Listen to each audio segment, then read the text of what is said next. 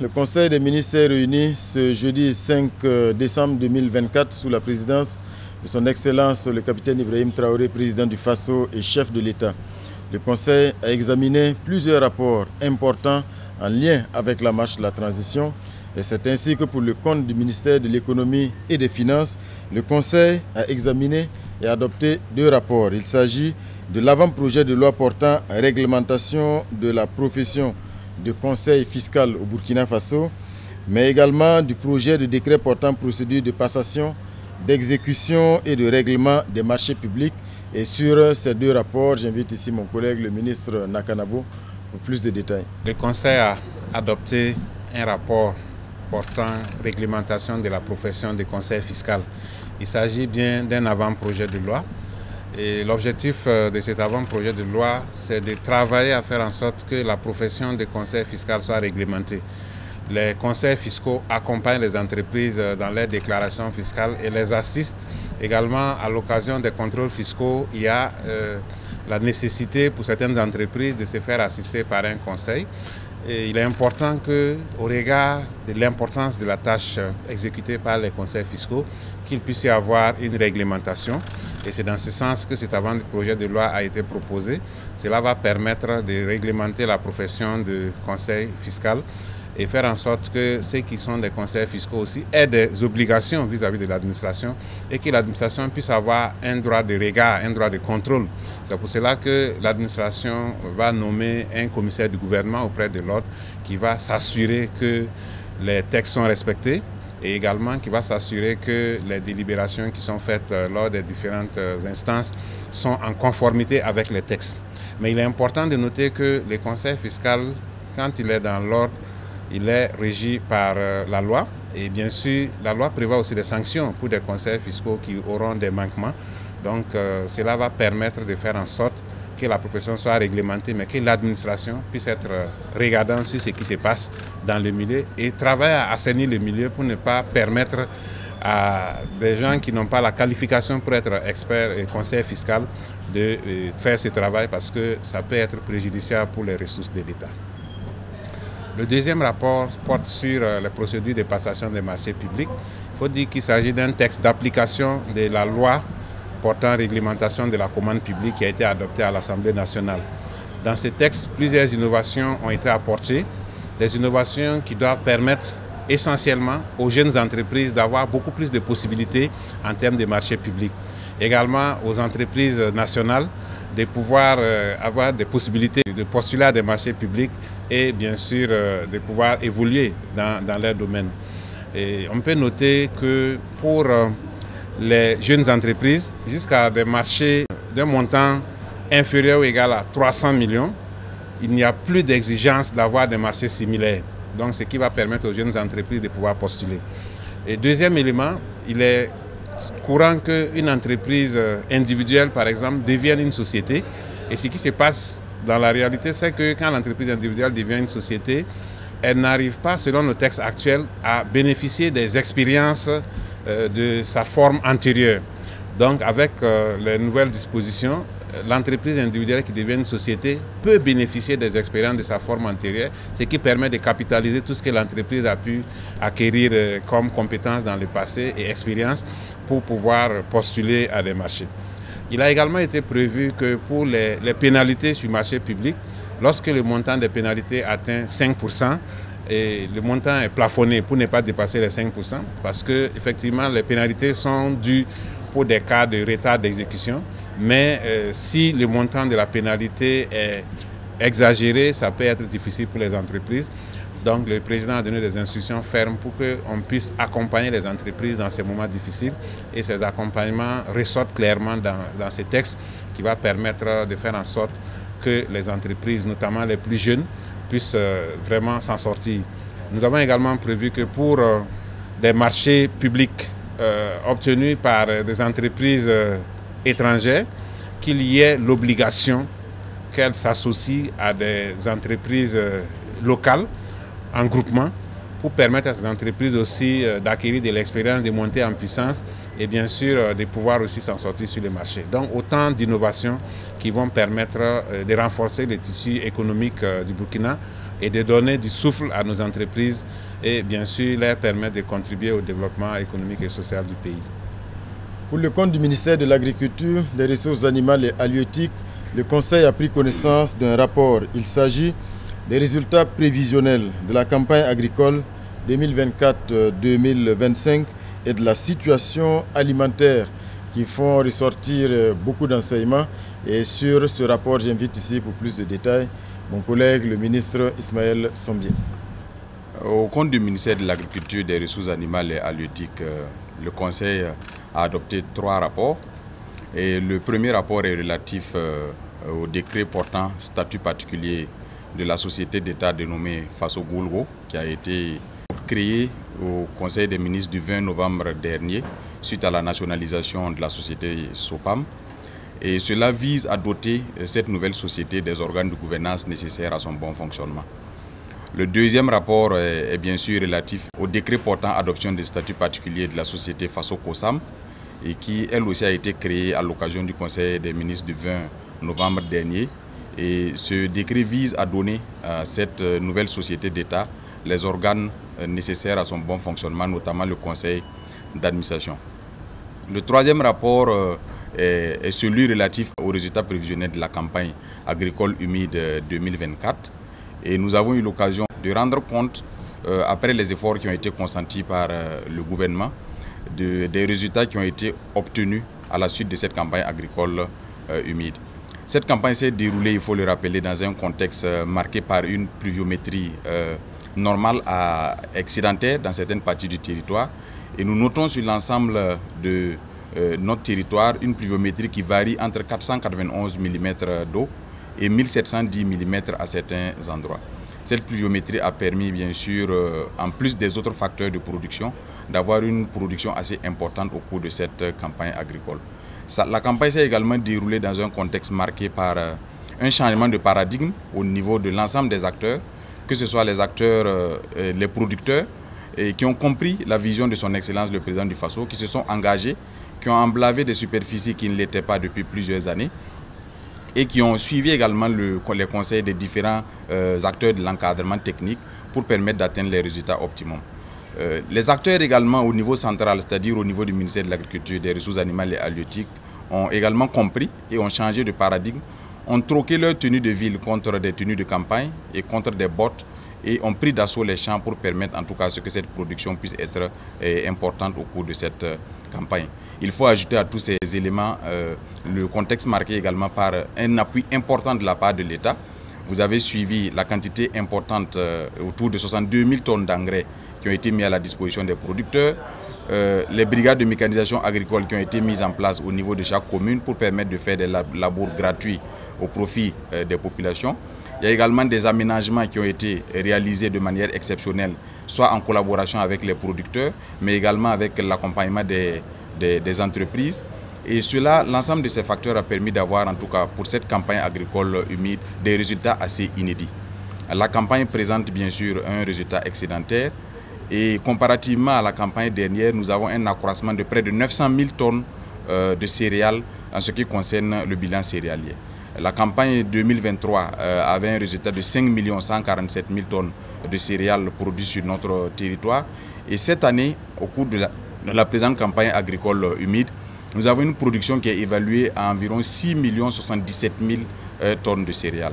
Cela est véritablement important et représente un accroissement de près de 18,07% par rapport à la campagne antérieure et de 21,4% par rapport à la moyenne des campagnes des 5 dernières années. Pour le bilan relatif à des cultures qui sont assez importantes pour notre pays, notamment le riz et le maïs, qui sont des produits de grande consommation, il faut noter que nous avons eu un accroissement substantiel des résultats à ce niveau, comparativement aux années antérieures. Pour exceptionnellement le riz, nous sommes à un taux d'accroissement de près de 33% par rapport à la quantité de riz produite en 2023, qui était d'environ 500 000 tonnes. Et cette année, nous sommes à 675 000 tonnes de riz qui ont été produits sur notre territoire. Cette quantité reste bien sûr insuffisante au regard de la consommation nationale qui tourne autour de 1 million de tonnes. Et les défis et les enjeux qui se présentent à ce niveau ont été pris en compte par le gouvernement qui a également donné des instructions. Quant au maïs, nous sommes passés de plus de 1 900 000 tonnes en 2023 à 2 377 000 tonnes pour l'année 2024. Ce qui représente un accroissement de plus de 300 000 tonnes, environ 400 000 tonnes en termes de maïs. Et cette production couvre entièrement les besoins du Burkina Faso en termes de consommation, aussi bien pour la consommation humaine que la consommation animale et pour le maïs. Nous attendons donc à ce niveau qu'il y ait une baisse des prix assez substantielle du coût du maïs sur le terrain. En ce qui concerne les autres cultures vivrières, notamment le voinzou, l'igname, la patate douce, nous avons également un accroissement assez substantiel qui va de 16,46% contre la production de 2023 et de environ 34,49% pour la production de la moyenne des 5 dernières années. Les autres cultures de rente, nous avons une production annuelle cette année qui tourne autour de 1 981 797 tonnes et cela représente une hausse de 11,17% par rapport à la production de 2023 et de 21,14% par rapport à la production de la moyenne des 5 dernières années. Le bilan céréalier global présenté en tout cas est positif pour la plus grande partie de nos régions. Nous avons 4 régions qui sont déficitaires, une région qui est en équilibre et 8 régions qui sont excédentaires. Pour les 4 régions déficitaires, c'est la région du Nord, la région du Sahel, la région du Centre-Nord et la région du Centre. Nous avons 8 régions excédentaires au niveau desquelles la production a été assez suffisante. Les forces de défense et de sécurité ont également pris des mesures pour permettre aux populations de récolter. Et je pense que les récoltes faites à ce niveau vont permettre d'équilibrer sur l'ensemble du territoire national. Face à cette production qui est assez importante et pour garantir un niveau de prix qui soit accessible à l'ensemble des consommateurs, il y a un certain nombre de mesures qui ont été prises par le gouvernement. Notamment, pour faciliter les récoltes, il y a eu des appuis en matériaux de récolte, il y a eu des appuis en infrastructure également de stockage, il y a eu des appuis en unités de transformation. Le plus récent appui a été la remise la semaine dernière de trieuses optiques au profit des transformateurs de riz pour permettre à ce que non seulement la production soit importante, mais qu'elle soit également de qualité au profit de nos consommateurs. Il y a également des mesures conservatoires qui ont été prises pour éviter, bien sûr, la sortie des céréales. J'en veux pour preuve le communiqué interministériel qui a été signé pour interdire purement et simplement la sortie des céréales. Et le gouvernement a instruit que des mesures fortes soient prises en collaboration avec le ministère de la Sécurité pour que les dispositions de ce communiqué puissent être respectées et éviter la spéculation qui s'observe déjà sur le terrain à travers certains acteurs qui constituent des stocks pour le moment venu les faire ressortir et augmenter les prix pour procéder à leur vente. Les perspectives pour 2025, c'est bien sûr déjà au cours de cette année la campagne sèche qui est en cours, avec un accent particulier mis pour la production du blé. Nous sommes aujourd'hui à un niveau de 1022 hectares de blé déjà sémés sur l'ensemble du territoire national et les semis continuent sur certaines parties du territoire.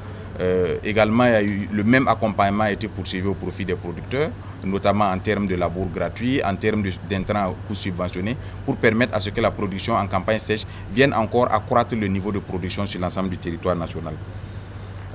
L'ensemble de cette production profite également aux éleveurs parce que les résidus issus de la production agricole et de la récolte, que ce soit pour le mil, le maïs et toutes les autres spéculations, servent comme fourrage au profit des éleveurs. Donc nous avons à ce niveau également un accroissement de près d'1 million de tonnes parce qu'en 2023 nous étions à autour de 8 700 000 tonnes de matière sèche pour les éleveurs. Et cette année, nous nous retrouvons à un taux de près de 9 900 000 tonnes au profit de ces mêmes éleveurs. Cela, bien sûr, justifie un accroissement assez substantiel. Et pour les périodes assez difficiles qui vont arriver, notamment la période de février à mars jusqu'en mai, il est prévu que les sous-produits agro-industriels puissent être utilisés pour combler le déficit, bien sûr, qui est observé malgré cette production très élevée. Le Conseil a instruit, bien sûr, de prendre un certain nombre de mesures fortes pour faire en sorte que cette production inédite de cette campagne agricole puisse réellement profiter à notre pays. Il s'agit notamment d'instruire la SONAGES pour que les magasins soient mis en place au niveau de chaque commune, en vue d'absorber la production excédentaire qui est faite au niveau de ces différentes communes et garantir une maîtrise des prix et éviter la spéculation afin de faire de la péréquation pour les moments les plus difficiles. Il a également été instruit de renforcer le contrôle des prix à travers bien sûr le ministère du Commerce et de renforcer la surveillance aux frontières avec la collaboration des forces de défense et de sécurité pour éviter les sorties des céréales. Il a été également instruit qu'une convention puisse être négociée avec nos partenaires, les pays de l'AES, dans le cadre de nos sociétés en charge de gestion des stocks, pour que les échanges et les ventes de stocks puissent se faire d'État à État à travers les institutions qui sont mandatées en la matière et éviter qu'il y ait des sorties abusives de stocks en faveur d'un ou de l'autre des pays. Et également, bien sûr, de la mise à disposition de la SONAGES de moyens nécessaires pour lui permettre de jouer son rôle pleinement et d'assurer une conservation assez importante de ses stocks tout au long de l'année en attendant la campagne humide à venir. Il a également été recommandé la mise en place avec la SONAGES d'un mécanisme qui va permettre pour l'ensemble des cultures de rente de pouvoir faire des acquisitions importantes pour éviter les sorties des produits de cette culture-là et permettre à l'ensemble des industries implantées sur notre territoire de pouvoir en bénéficier et de pouvoir garantir un niveau de prix qui soit rentable au cours de toute l'année en attendant la prochaine campagne agricole. Pour le compte du ministère de l'Énergie, des Mines et des Carrières, le Conseil a adopté 3 décrets. Il s'agit du décret portant conditions d'octroi, de renouvellement et de retrait des agréments dans le secteur minier, du décret portant création, attribution, composition et fonctionnement de la Commission technique nationale des mines et du décret portant organisation, encadrement et procédé de l'exploitation minière artisanale de l'or et autres substances minérales. Sur ces 3 décrets ainsi que sur les innovations qu'ils comportent, j'invite ici mon collègue le ministre Yacouba Gouba. Pour le compte du ministère de l'Énergie, des Mines et des Carrières, le Conseil a adopté 3 décrets. Le premier décret porte sur l'agrément, les conditions, modalités d'octroi de l'agrément, les retraits et le renouvellement des agréments dans le secteur des miniers. À travers ce décret, il s'agit essentiellement de réglementer 2 segments de la chaîne de valeur de l'exploitation minière. Il s'agit de la chaîne de transformation ainsi que la chaîne de commercialisation. À travers ce décret également, il s'agit de prendre en charge certaines activités qui n'avaient pas fait l'objet de réglementations antérieures. Il s'agit du traitement, de l'activité portant sur le traitement des résidus miniers ainsi que de l'activité d'affinage de l'or au Burkina. Le second décret porte sur la mise en place, la création, l'organisation et le fonctionnement d'une commission technique nationale des mines. À travers également ce deuxième décret, il s'est agi de rendre beaucoup plus opérationnelle la commission nationale des mines qui existait de par le passé.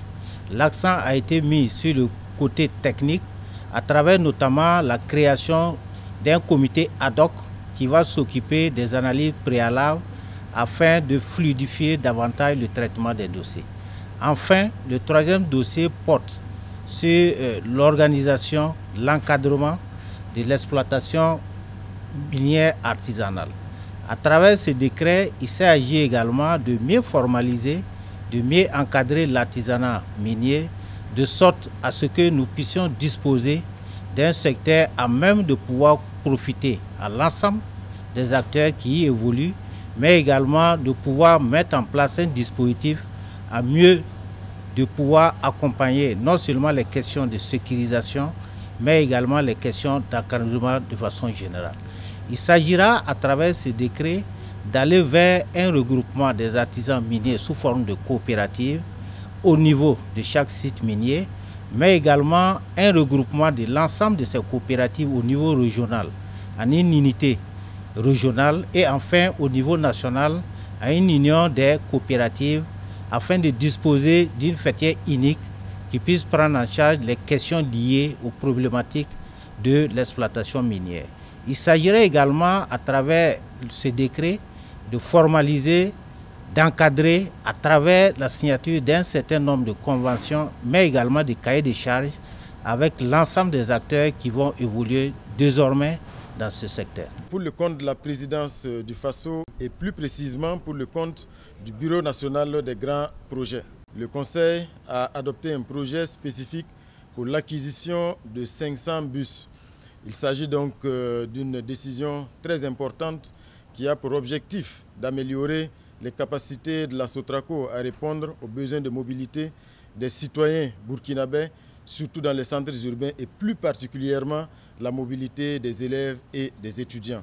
Cette acquisition de 500 bus dans le cadre de ce projet spécifique va se faire en 2 lots de 250 bus chacun. Ce projet spécifique d'acquisition de 500 bus va coûter au total 44 865 millions de francs CFA hors taxes, hors douane.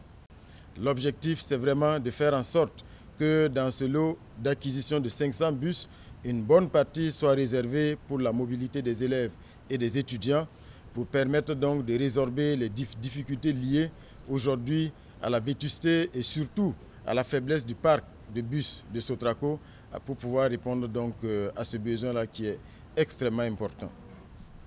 Voilà donc ce qu'on pouvait retenir sur ces grands dossiers qui ont été examinés et adoptés aujourd'hui en Conseil des ministres. Merci.